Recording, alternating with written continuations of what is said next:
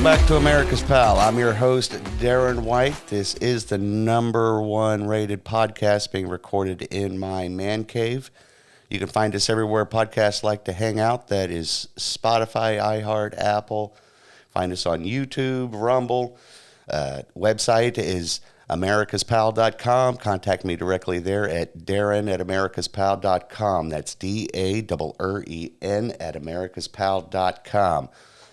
I was going to try and launch our carrier pigeon to get the podcast out to you, but unfortunately they are all homesick with the bird flu, so we're trying to fashion some masks that'll fit over their tiny little beaks. It's involved, so we've had to put a pin in that for a little while, but today we're going to go through our news outbreak like we do every week, and then today we're going to talk about the difference between politics and government, how they are both important. But before we dig into all of that, we have to unfortunately dive into our deadbeat sponsor break. I got a brand new one this week. Unfortunately, since nobody's paying us for sponsors, I've had to make up my own, so bear with us through this deadbeat sponsor break. This portion of the program is brought to you by Irish Winter Bar Soap. Winter is coming. You're going to need a bar soap strong enough for the winter, not the spring. Irish Winter Bar Soap is strong enough to wash away 1,000 years of battle. Lifetime of pestilence and plague will melt away. It will wash away famine brought upon you by a winter's icy grasp. Irish Winter Bar Soap is made in a cauldron hotter than the very surface of 1,000 burning suns not seen here in generations. It's made with the life from the ashes of our ancestors who died in the battles of kings and emperors. And it's blended with the crumbled ruins of our castles from days long ago. Infused with the healing of the red clover, the bluebell, the meadowsweet, and just a dash of the poison of bog rosemary. Prepare for the winter with Irish Winter Bar Soap. Strong enough to wash away the winter as you pray for springtime.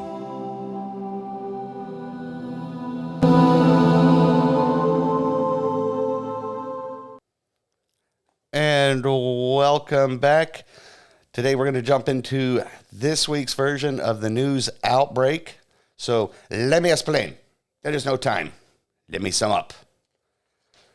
Senator Rand Paul blocks $40 billion in Ukraine funding due to irregular earmarks such as 10% for the big guy and Hunter's laptop repair.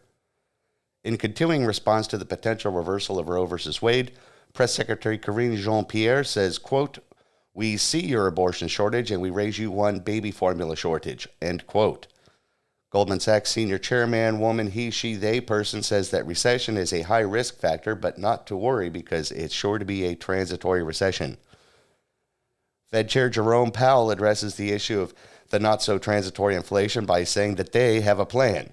We print, we spend, and repeat. That's the key. Congress holds its first ever UFO hearing in 50 years. When asked, an anonymous alien who asked to only be called Marvin says, "Where's the kaboom? There was supposed to be an earth-shattering kaboom." With COVID cases on the rise again, New York Governor Kathy Hochul says, "Bring it on. We have 10,000 empty beds in our nursing homes. And by the way, where's my Emmy?" President Biden takes his first trip to Asia as president. When asked about the trip, he said, "I always love going to Asia. Hunter and I used to hang out there all the time. Hell, we even took Air Force Two there." The Ministry of Truth, or the Disinformation Governance Board, died peacefully in its sleep this week. When asked, Ministry head Nina Jankowicz said that everything you may have heard is just Russian misinformation. I have 50 top intelligence officials that say that it is supercalifragilisticexpialidocious.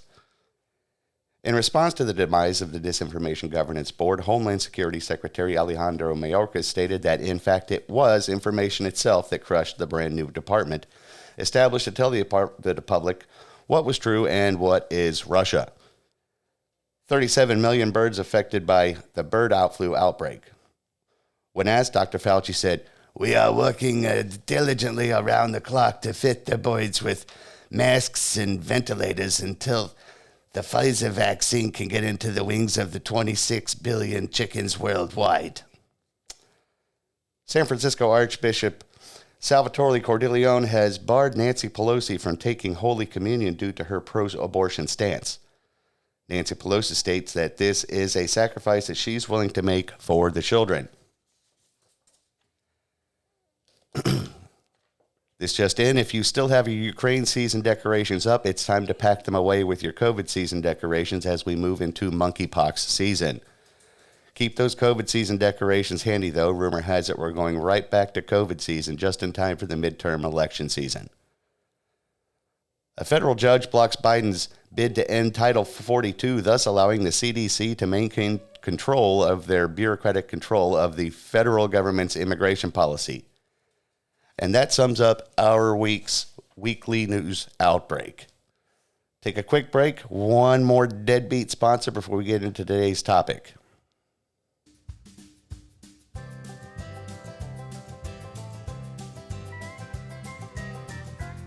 This portion of the program is brought to you by Florida Man Adventureland.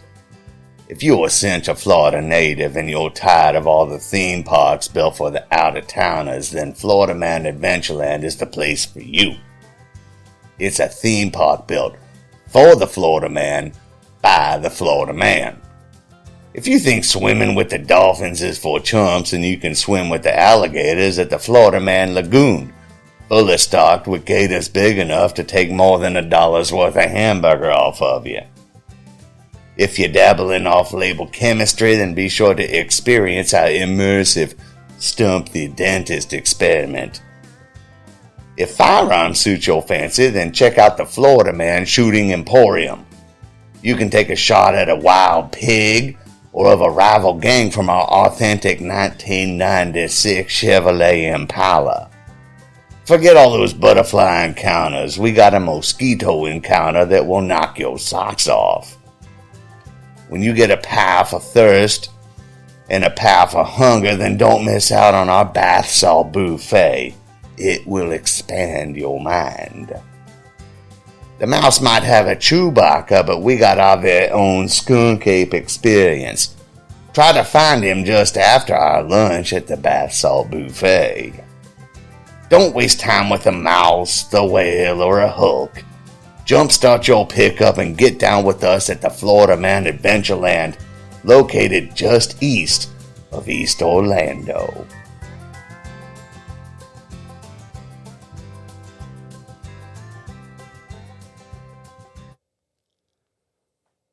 Welcome back in. Here we are. Let's get into the topic that I wanted to kind of go over today. Had a conversation this week with someone. I was listening to one of my programs or whatever, and they came in and they said that politics was a joke. And as I was thinking about it, I was like, yeah, actually that's true, but unfortunate. And so I got to think about that over the past few days or whatever, and I really wanted to think about where are we in politics and our government, because politics was never supposed to be our government, but that's really where we're at. See, we've let the blood sport of the politics overtake everything. We've just kind of put it on cruise control. We've let our elected officials do their thing. We don't pay attention to what they're doing. And what do? They keep shrinking the strength of our separation of powers. They defer everything to the White House. So the White House, and this is over the past few administrations at least, rather than go through legislation, they go through executive fiat. That makes the policy. And then they leave it up to the Supreme Court to decide whether or not it's legal. So you've got essentially one president making our domestic policy, our foreign policy, and then 9 unelected justices who are just supposed to have equal power. Well, now they are the supreme power in our country. We've just let the politics get to the point where it feels like we're participating, we're doing our civic duty, when in fact it's more than just cast your vote, then go home, come back in 2 years, do it again. But we've all let it go. I'm guilty of it myself, where sure, I go down the list and I pick who I'm going to vote for. I vote for them, and I don't think again about it until 2 years when we got to do it all over again. Then you see all the ads, all the mudslinging, and then everybody jumps on board as yay team. This is my team. My team's going to win this season, and it's become a sport. And then it's become to the point where it's diminished the importance of our role in politics, because we are a government of the people. People forget that part. They blame the government for everything, but we are the government. It's you and I. Everything from our local governments, our citywide elections, that's all us. It's supposed to be neighbors serving their communities. It's supposed to be people who have a hands-on interest in their community. Not an interest in K Street, not an interest in moving up the political chain, not an interest in power or wealth building, personal wealth building. Our government was never set up in such a way that we can just elect somebody, leave them there for 3 or 4 decades, let them become innumerably wealthy, and then they retire on. Their kids never have to work again. And the American people just become chattel. Just, we're the pawns in the whole game. So this government of the people somehow is now a government of bureaucrats. You have people who have never run for an office, who are unelected. They're put there in committees. They're put there by our elected officials, and they stay in Washington their entire careers. Nobody knows their names, but these are the policymakers in our nation. And then at the same time, this government of the people also then partners with the largest of the corporations in our nation. So when our big oil or big pharma or the lobbyists, and now with all of the social media giants that are really only 3 people that control the narrative of this country, they partner with the federal government and they make policy. How do they do that? Well, the federal government leans on them and says, well, hey, if you want a seat at the table, then we are going to need you to go ahead and do this policy that we've tried to get past the Supreme Court. Supreme Court says no, so it's up to you, that private entity, to enforce this policy that we cannot. So this is that corporate fascism that I was warning about last week, where you don't get to vote for who owns Apple. You don't get to vote for who owns Google. You don't vote for who owns the pharmaceutical companies. They were never elected, but they're the ones that are driving our policy. Look at how the CDC has controlled every day of your life for the past 2.5 years. Every single day, this unelected bureaucracy. They're even driving our immigration policy, that whole Title 42 that the president wants to end because, well, COVID is over, or is it? Well, that COVID-19 policy was they could deter people, they could turn people around at the border and send them back if they were sick. So even Republicans are glomming onto this Title 42 when, sure, use every tool we have again, in our arsenal to help solve the border crisis, but at the same time, you can't lean on the CDC to be your sole surviving responsible party in our immigration policy. At some point in time, the laws that are already on the books, the ones that the Supreme Court have told this administration that they have to start enforcing them. It's time that we hold their feet to the fire. I feel that we're going to do that here in November, but at the same time, what does it matter if the people that we put in place are the same self-serving empty suits that the other party has? So I tend to despise both parties. I lean more towards the libertarian side, but at the same time, no, you can't be a libertarian if you think that corporations that are leaned on by the federal government can do what they want simply because they're a private company. No, once they leave the private company, they leave that blanket of security behind once they partner with the federal government and enact policy that is unconstitutional.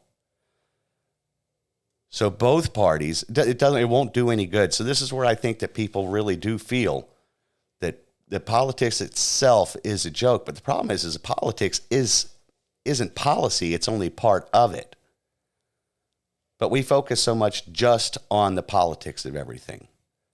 It's all based on your cable news ratings. It's based on what news source you're reading, where it comes from, whatever is the latest scoop. And then, or whatever the latest policy is that comes out, and that's what everybody's hair is supposed to catch on fire over. This is what we're all supposed to scream about. Right now, with the terrible situation that happened up in Buffalo with the mass shooting there, it's sadly predictable where the left has gone with the narrative, a completely false narrative. They're now saying in Congress that it is the policy of the Republican Party, that this replacement theory is the policy of the Republican Party, that the Republican Party has become extreme. Well, I dare to suggest that the Republican Party is no more extreme than the left is because they're going in the same direction the left is. The American people simply said, no, let's plant our flag back where it needs to be. See, the average American doesn't have any idea what they're spouting off in these narratives. They don't care to even bother to find out. Why? Because they're trying to find baby food right now. They're trying to find gasoline that they can afford. They're trying to get to their jobs. They don't understand why, with jobs so available right now, they still can't make ends meet. This inflation that they said was transitory, turns out it's not transitory. It's at 4-decade-old highs. So the American public sees through this nonsense of a narrative. But still, they go to the polls and they say, well, Republicans are extreme. Republicans are racist. You know, I sat in an office with a guy I worked for 6 years.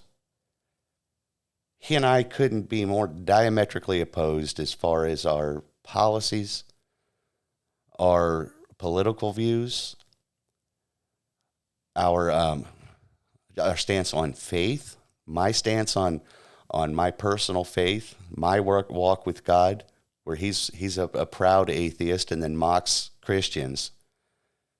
But somehow we were able to work side by side for 6 years. And after 6 years, I had put my foot down with this COVID madness, when one of the general contractors that we work with had sent a blind copied email to everybody that was going to be working on this project for one of the health companies in town.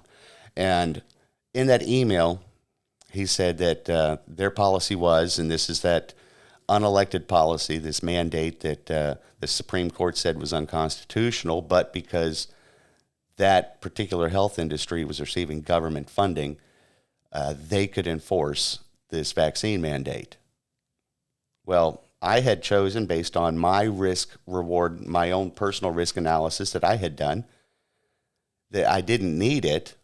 I wasn't going to take it. And at the same time, the more people started trying to force us to take the vaccine, the more likely I was to not take it at all. So he sends this email saying that everybody's going to be required to have it if they want to work in the building. And then he sent a second form, and this is what upset me. He sent a form that looked official. He said that you can use it as a template, put your letterhead on it, and this is a form that you need to have all of your employees sign attesting that they will get the vaccine. So in other words, he wants us to lie to the people that work for us by saying, look, this is our policy. We need you to sign this, wink, wink, nudge, nudge. You may or may not lose your job if you don't, saying that you could get the vaccine. So I simply sent an email back. I didn't copy anybody. I just sent it directly to the guy that sent it to me, saying that I would not be able to participate in the project because I was not vaccinated, nor did I intend to get the vaccine.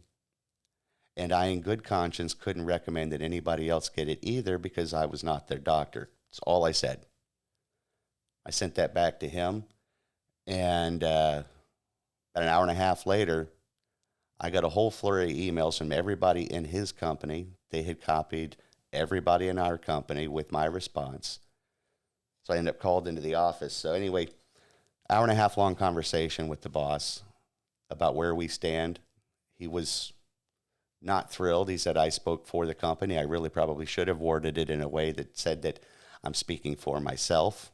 And if you would like somebody else to do that, reach out to them. But I didn't. And the conversation turned out to be productive. And then we get to the end of the conversation. And this is why I know politics is so dangerous. Why just this mindless politics, not the thoughtful politics of how do we preserve our liberty through this republic that we have, but this mindless team sport politics of just narratives and counter narratives that are empty, the hyperbole, the straw man, all of it. Why it's so useless. So at the end of the conversation, my boss, he says to me, he goes, look, I've known you for 6 years, and it blows my mind that you are who you are, you believe what you believe, but I've never seen you be racist before.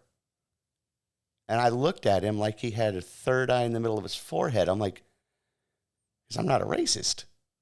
But I mean, it's that simple. But he assumed because his television set tells him every night that all Republicans are racist. And I didn't even bother to get into the fact that I'm not espousing to the Republican Party myself these days anyway. But he just automatically assumes that if you vote, for somebody with an R next to their name, you're obviously the racist. Well, they're at it again in the midst of this tragedy. From the floor of Congress, they are saying these things. So I can understand how the idea of politics being a joke, where you keep voting, and nothing changes. You look at the same big cities in America, how nothing improves. It's the same party has been controlling those cities for 60 years now. There's still the societal rot that goes on in them. There's still the poverty. There's still the crime, and nothing changes, but everybody keeps voting for the same thing because they're not casting a guarded vote. All they do is they vote based on the narrative, based on the handouts that might be available, or just because that's how they've always voted. They vote party aligned. So you don't think about your vote. You don't think about who you're voting for. Well, if you just vote party line, then no, you're not doing any better than someone that doesn't vote at all. If you just vote for whoever you think might win, you're not doing any good. Unfortunately, the way things are set up in most of the elections that we have primary seasons, but nobody goes out during the primary to cast a primary vote. They'll just vote in the general. Well, if you have somebody that follows your party line, but they're ineffective, or they're seeking the same power, they're just seeking to climb that ladder, and they're not doing you any good, you are the government. They're not government. Then they have to be primaried. It's our duty to cast a primary vote for somebody that will uphold our Constitution. Somebody who took the same oath that these politicians, these lifelong politicians have. Somebody that took that same oath. Well, we need to find somebody that's going to take it seriously. Somebody that actually means something. Our republic. I get so tired of people on both sides calling this a democracy. Democracy is the antithesis to the liberty that our founders fought for. We are a democratically elected republic. So we have democracy in our local elections on local things and all the way up through the states. where they are. It is more democracy, but we were never intended to be a pure democracy. Because what happens in a pure democracy, it always has, and it always will, is it devolves into the power of the fittest. The mob rules, the mob rules, the mob rules. So the smaller the minority groups, the minority thinkers get overlooked based on what the mob wants. Which, if you look at society today, they think that we're a democracy because look at the woke culture right now. Look at how quickly and easily it is to cancel somebody because they speak against a narrative or they say something that's deemed offensive. They get canceled. So the mob goes through, they bring out the torches, the pitchforks, and they cancel them. That's your pure democracy. But the danger with that kind of a democracy is it is will. It inevitably always does. It will turn on you. You might be in the majority for a period and enjoy it. But then say you think something different. Say the mob decides they want to drift in a different direction and you don't feel like going with them. So you say something. They are going to attack you with the same venom that you've attacked other people. So there's your democracy. Or you could enjoy the republic that we have that has protected liberty for 250 years. So do we do the joke of the politics, or do we use the politics to shape our government? So I thought I might like to go through some of the things one of our founding fathers, John Adams, said. A few of his quotes on the topic of our government, how involved the individual is supposed to be, and how important it is that the populace, the people, the government itself, how they stay informed, how they know. So it's not just a team spirit, just blindly follow along, whatever the coach says, let's go with it. But no, you have to make careful decisions, and you have to participate. So he said, I fear that in every elected office, members will obtain an influence by noise, not sense, by meanness, not greatness, by ignorance, not learning, by contracted hearts, not large souls. There must be decency and respect. Nip the shoots of arbitrary power in the bud is the only maxim which can ever preserve the liberties of any people. The prospect now before us in America ought to engage the attention of every man of learning to matters of power and right, the way we may be neither led nor driven blindfolded to irretrievable destruction. Liberty cannot be preserved without a general knowledge among the people. The only foundation of a free constitution is pure virtue. And if this cannot be inspired into our people in a greater measure than they have it now, they may change their rulers and the forms of government, but they will not obtain a lasting liberty. They will only exchange tyrants and tyrannies. Tyranny can scarcely be practiced upon a virtuous and wise people. Be not wheedled out of your liberty by hypocrisy, chicanery, and cowardice. Liberty once lost is lost forever. He said these things at our founding and through the early days of our nation. He knew the dangers of government.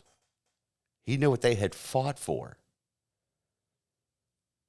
When they signed that declaration and they pledged their lives and their fortunes and their sacred honor, that actually meant something because they knew that they were doing just that. Those that survived the war, survived the aftermath of the war, and then went on to draft our Constitution, were very, very careful as to what kind of a nation we would be. Because it is the will of the people, is the nature of man is to serve himself. So it can be easily corrupted without virtue, without strength, and without wisdom. So when we take a look at where our nation is, and it's just politics, and that's, in my opinion, I think that's a cop out where that's just politics. It's just how it goes. No, it's supposed to be intense. It's supposed to be rigorous. But simply pure liquid meanness and anger, hyperbole and straw men, that's not a form of government. That's just delving into the side of the pure liquid democracy that is dangerous. It's what they want, because what happens is that the more people that just care about their team over the actual principles of government, the principles of liberty, those principles, those get lost in all of the noise. He said, I fear that in every elected office, members will obtain an influence by noise, not sense. What do we have today? We have 1,000 different sources for the noise. Very little sense, though. We don't have common sense. We can't look at something and go, well, what's the cause and effect? If we vote this way, or if we elect somebody, what's the effect? Our policymakers, they don't reach out to us and say, how will this affect your life? They put it on a ballot. They write it in half Latin, half English, so that they can obscure their agenda into that policy, and you get to do an up or down vote on it. Because they have obscured policy with noise. By meanness and not greatness. And I dare say we've seen that on both sides for far too long. By ignorance, not learning. What do you think our school system is up to these days? Are they teaching people how to think? Or are they teaching them what to think? Are they teaching just even anything that resembles the basics of an education that might help them in their day-to-day life? No, we're focused on social issues. We're focused on the quote-unquote don't say gay bill, which isn't that at all. It's just a bill that was written and signed and put into law stating that, you know what, it may not be a good idea to talk to kids from kindergarten to third grade about sex, sexuality, or identity politics. None of that. See, our schools, if they're to teach anything, is how to think, how to be a critical thinker where you can analyze things, weigh out the decision, make your own decision based on the data that you have in front of you. The ability to disseminate information, to gather information, use deductive reasoning to come up with your own personal way of thinking. But that's not what we have these days. We have a one-size-fits-all government-fed indoctrination, which is just, here's your marching orders. Do that. Don't ask why. If you do start challenging things, then the federal government is going to list you as a domestic threat, a domestic terror threat. And they have done that. The Board of Education sent a letter to the FBI, Merrick Garland, asking them to treat parents who go to these school board meetings and they ask questions and sometimes get loud. Is that they wanted the Justice Department to investigate these parents and use the Patriot Act against them, treating them as though they are domestic terrorists. And it came out last week that has actually happened. There are documented cases. So in my opinion, Merrick Garland needs to think about resigning because he stated under oath that never happened. So critical thinking, deductive reasoning, analytics, those are the things that should be taught at school. But no, we're keeping them ignorant. So they don't know how to think. They just want to be told what to think. They don't want to find out if something is true. They just want to be told what is true. And that's not how I'm wired. You can't just tell me something and then I'm just going to follow right along, and I don't care who's telling me.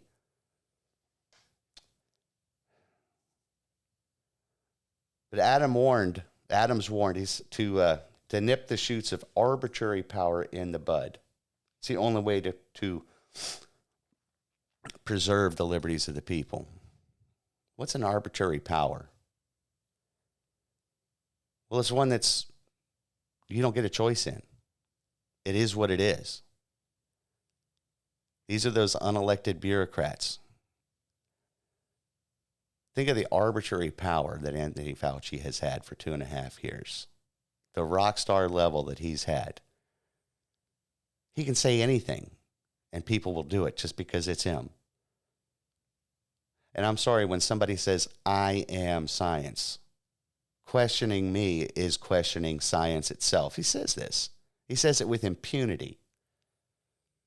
Because he knows that nobody in the media is going to stand up to him and say, that's not true. That's not how science works. That's the antithesis of science.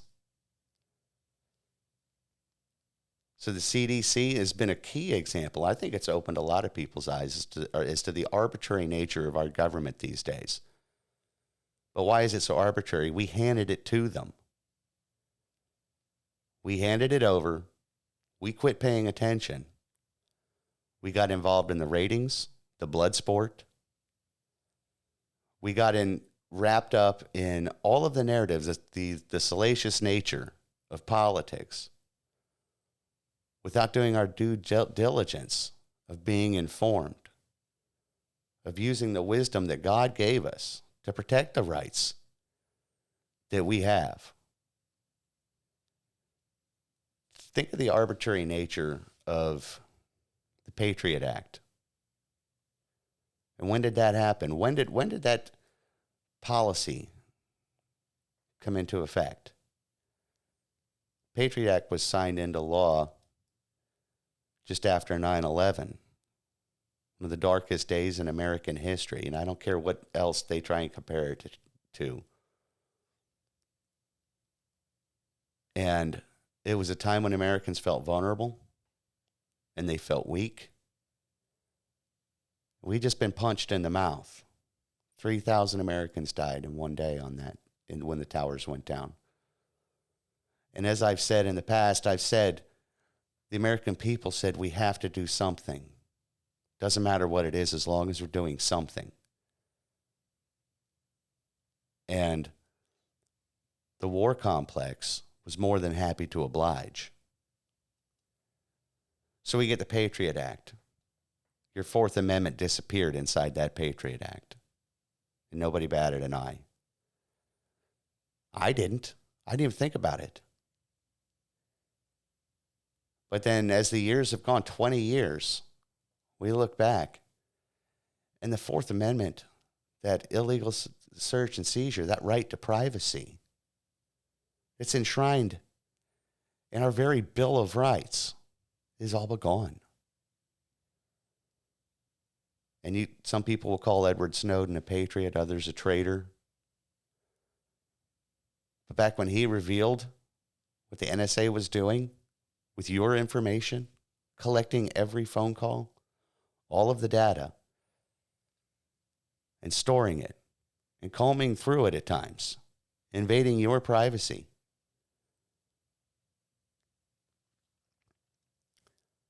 That's the arbitrary power that only gets bigger.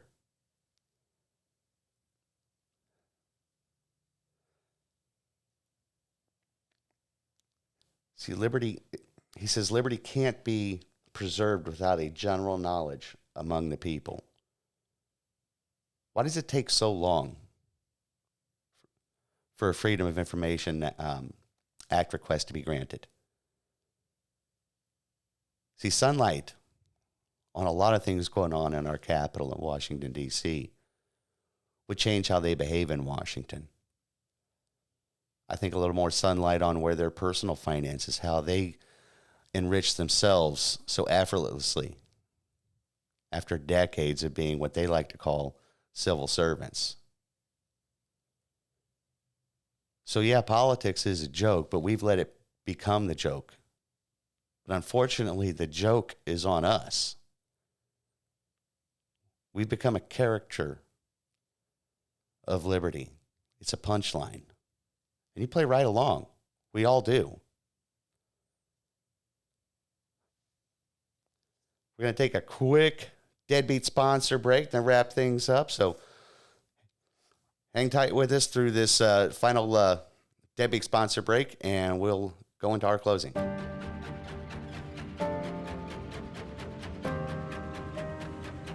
This portion of the program is brought to you by Captain Ramia's Submarine Sales and Service.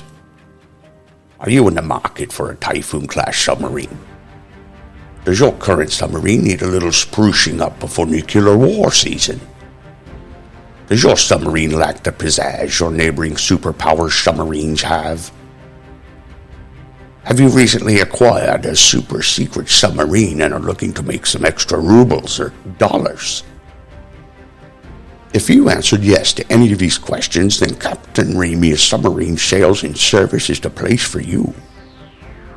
To contact Captain Ramia's Submarine Sales and Service, you must send one ping. One ping only.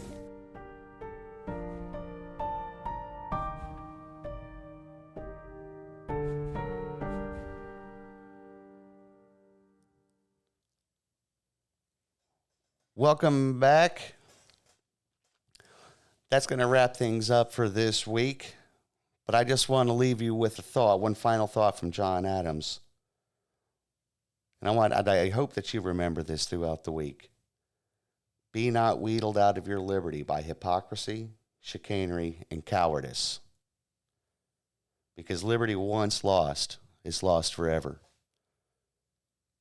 This week, let's take some time. Let's think about really, don't be afraid of politics, but be involved. It's not a joke. Our government is depending on you, our nation, our republic. This all goes away if we choose to simply cop out and just call politics a joke, because it is far bigger than that. So be sure to tune in next week. Again, everywhere podcasts like to hang out: Apple, iTunes, Spotify, Rumble, YouTube. No carrier pigeons this week until they are healed up. Contact me directly, Darren at americaspal.com. That's DAREN at americaspal.com. And we will talk to you next week.